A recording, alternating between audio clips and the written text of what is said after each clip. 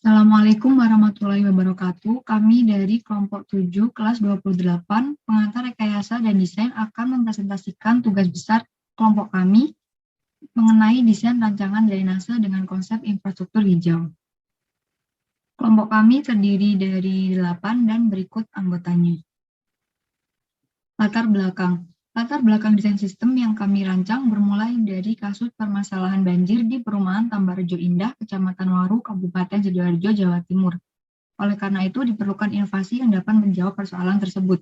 Inovasi yang kami usulkan adalah sistem drainase berkelanjutan dengan konsep infrastruktur hijau, yang mana air limpasan nantinya dapat digunakan secara lebih optimal. Berikutnya adapun tujuannya ada 3, itu mengetahui kondisi sistem drainase dari pemukiman rawan banjir, 2 mengetahui urgensi pembuatan sistem drainase, dan 3 menentukan dan mendesain sistem drainase yang mampu mencegah banjir di Perumahan Tambakrejo Indah, Sidoarjo. Untuk batasan perencanaan, data curah hujan yang digunakan berasal dari Stasiun Meteorologi Bandara Juanda, Sidoarjo. Untuk lokasi perencanaan bertempat di Perumahan Tambakrejo Indah, Sidoarjo. Dan untuk lokasi penelitian dibatasi pada catchment area atau tangkapan air.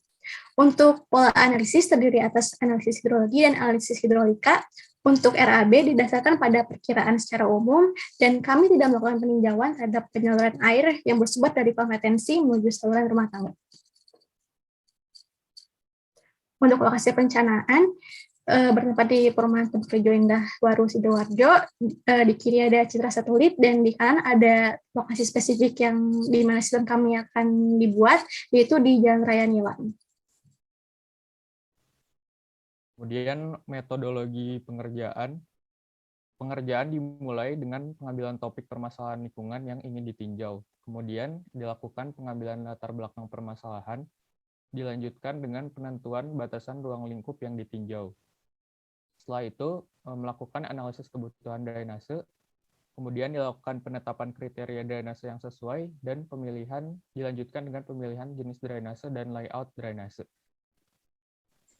Selanjutnya, evaluasi pilihan drainase dan layout drainase, lalu apakah pilihan drainase sudah sesuai, jika belum sesuai, kembali ke pemilihan jenis drainase dan layout drainase. Jika sudah, lanjutkan ke perencanaan pembangunan dan mekanisme penggunaan. Lalu, spesifikasi material, ke permodelan gambar teknik dan simulasi visual, lalu pencetakan permodelan gambar teknik dan simulasi visual, selanjutnya perencanaan rancangan anggaran biaya, dan selesai. Sekarang ini desain rancangan kami, sistem kami itu terdiri dari 3 kolam retensi, 3 tingkat, dan 1 grill drainage, yang nanti akan disambungkan oleh tempat menggunakan airnya. Oke, lanjut. Oke, ini kelebihan sistem kami. Yang pertama itu solusi penanganan banjir dengan 2 sistem. Yang kedua itu dapat mengubah air kotor yang terkontaminasi menjadi air bersih, dan sistem drainase berkelanjutan dan berwawasan lingkungan. Nah, kekurangannya itu hanya berupa sistem ini lumayan mahal pemeliharaannya. Selanjutnya adalah rancangan anggaran belanja. Berikut adalah rekapitulasi rancangan anggaran belanja kami yang berupa uraian biaya pemasangan, biaya pekerja, biaya pembangunan, biaya peminjaman alat, biaya persiapan dan penutupan, serta biaya lain-lainnya, yang jika ditotal dengan pajak PPN 10% menjadi Rp730 juta. Next. Kesimpulan. Yang pertama, kami memilih studi kasus di Perumahan Tambarrejo Indah karena memiliki drainase yang minim dengan kondisi drainase yang rusak dan setengah berfungsi. Kedua, di Perumahan Tambarrejo Indah, jika terjadi hujan dengan intensitas tinggi, maka drainase tidak dapat menampung, sehingga hal ini turut meningkatkan urgensi penanggulangan banjir. Yang ketiga, untuk mengatasi masalah tersebut, kami menawarkan solusi berupa sistem drainase yang terdiri dari grill, water filter, bioreaktor, dan kolam retensi 3 tingkat agar permasalahan banjir teratasi dan meningkatkan optimalisasi penggunaan air limpasan.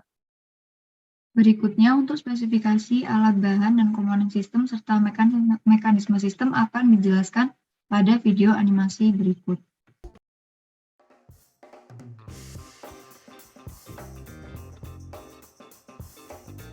Saluran drainase tertutup dengan grill besi cor berfungsi mengalirkan air limpasan permukaan. Air dari saluran drainase akan mengalir melalui pipa penghubung. Water filter. Pada dinding dilapisi oleh geotekstil dan kotak dipenuhi agregat kasar. Fungsi untuk menyaring tanah dari air permukaan. Bioreaktor. Berbahan dasar wood chip berfungsi untuk menghilangkan nitrat dan padatan yang terkandung pada air. Biochar. Berbahan dasar charcoal berfungsi untuk menghilangkan bau, warna, logam, dan mineral yang terkandung di air. Kolam retensi tingkat ketiga berfungsi untuk menampung air bersih dari saluran drainase dan air dari kolam tingkat pertama, berada di bawah permukaan tanah dengan kedalaman 0,8 meter.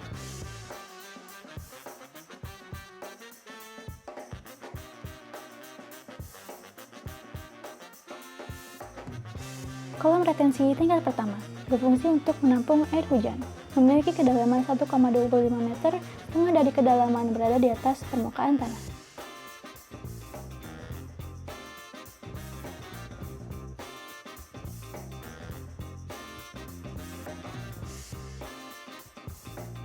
Kolam retensi tingkat kedua terdapat multicyclone untuk menjernihkan air dari kolam tingkat pertama, berada di bawah permukaan tanah dengan kedalaman 1 meter.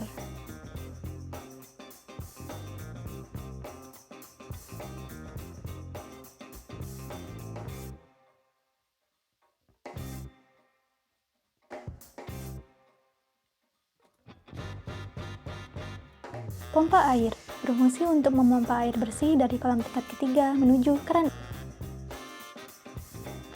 Keran air bersih terdiri dari 10 keran dapat dimanfaatkan oleh masyarakat umum atau warga perumahan.